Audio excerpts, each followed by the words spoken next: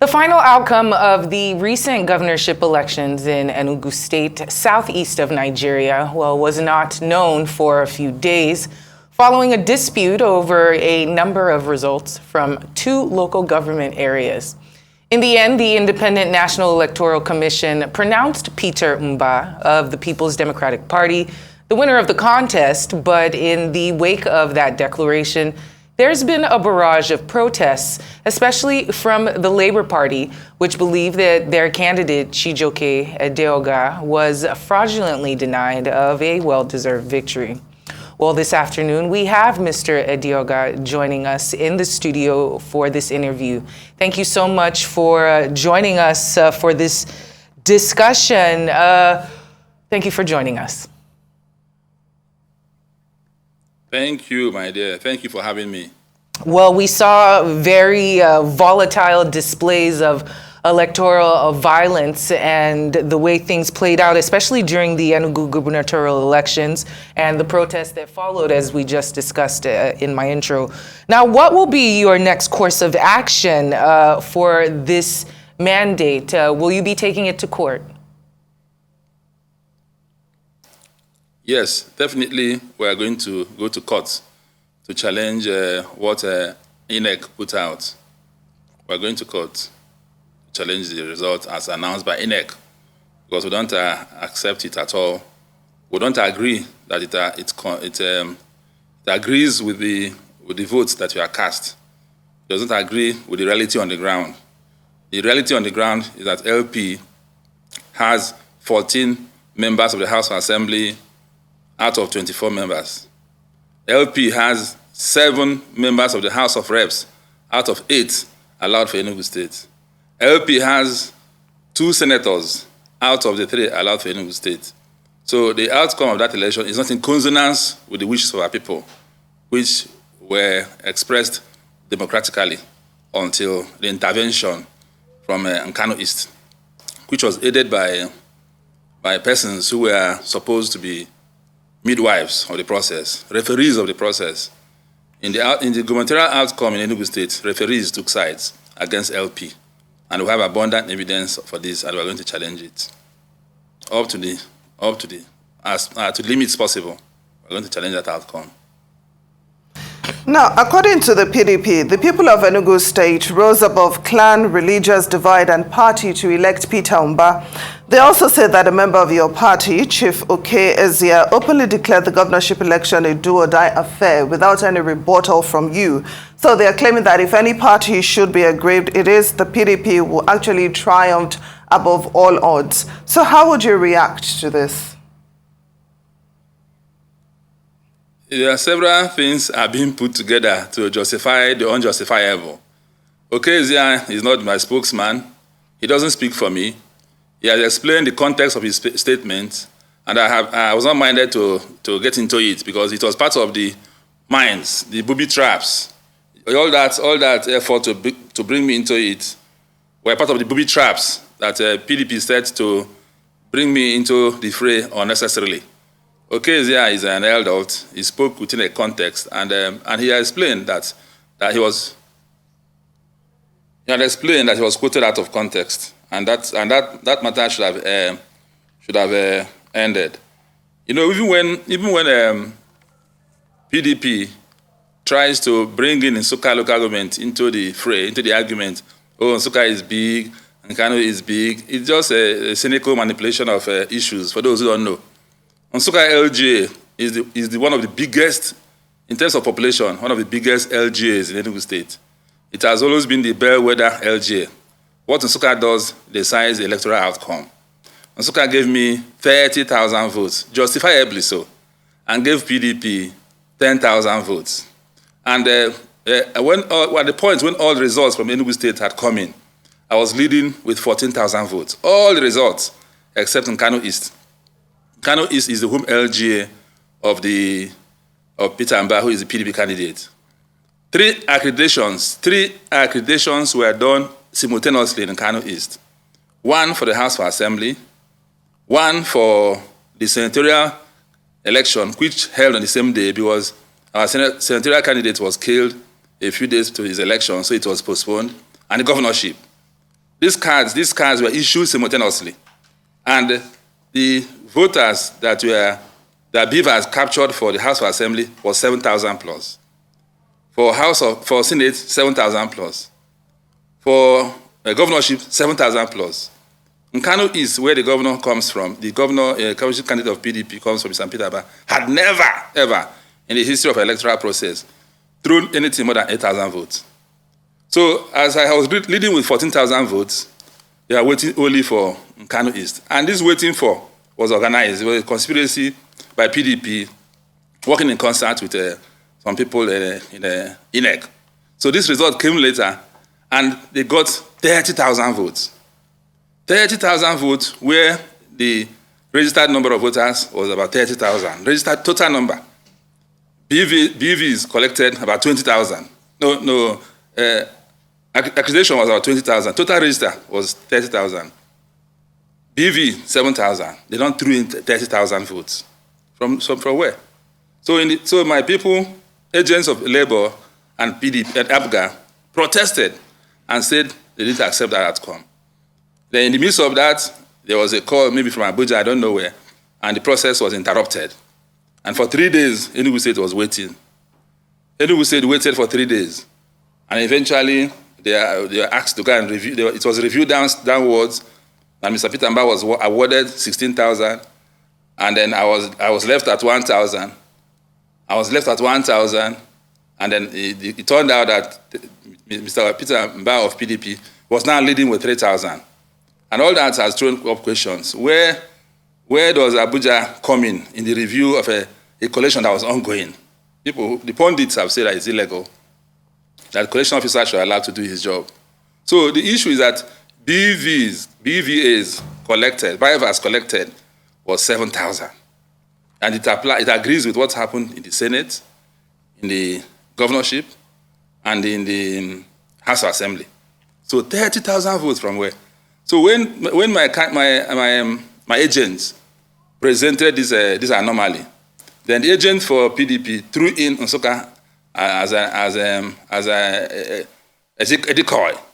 INEC also ran Nsukka through the Beavers and found out that Nsukka had no issue. There was no problem at all. So even when people in the news, like yourself, for instance, mention Nsukka alongside Kano East, they are just falling to the manipulations of the information as being done by PDP. Nsukka is the biggest LGA in Enugu State. Nsukka, in the last election, Nsukka gave 50,000 votes to the governor, to the senatorial candidate who defeated the governor. 50,000 votes to the person who defeated the House of Reps candidate. So even when Nsukka gave me 30,000, is a step down of what happened 2 weeks before that election.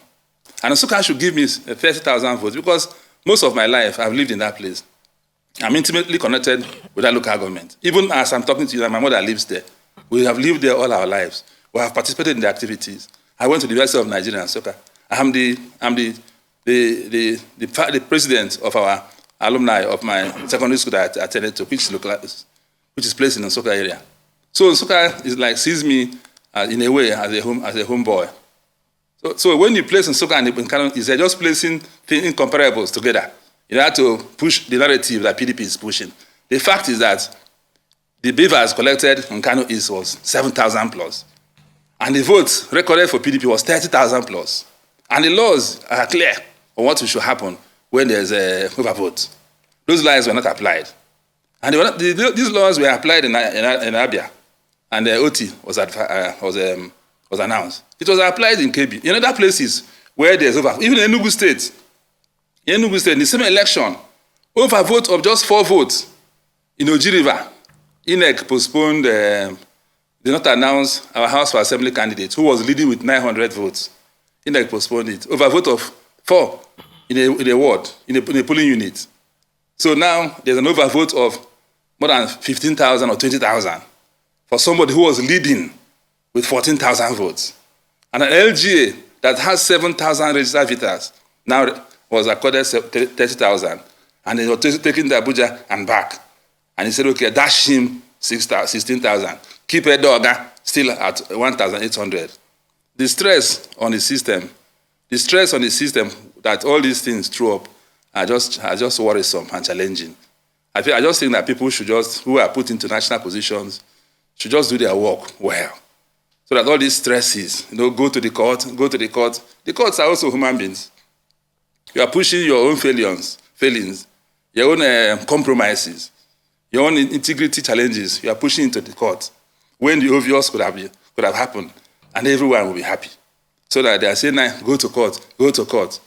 So that the same challenges on the system will continue. The same pressures on human beings will continue. So people in Enugu State are not happy about the outcome. The outcome of the election, as announced by INEC, is not in consonance with the wishes of our people, expressed in all the elections announced so far. Okay. I've said so. They're not in consonance. We have 2 senators out of 3.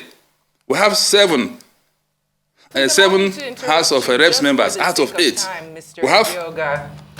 I'll allow you to expound on this more, but just for the sake of time, I wanted to ask whether, despite the violence and those issues with voting technology and the other things that we had seen reported in the media, were there any other particular controversies that marred these elections in your state that you are aware of?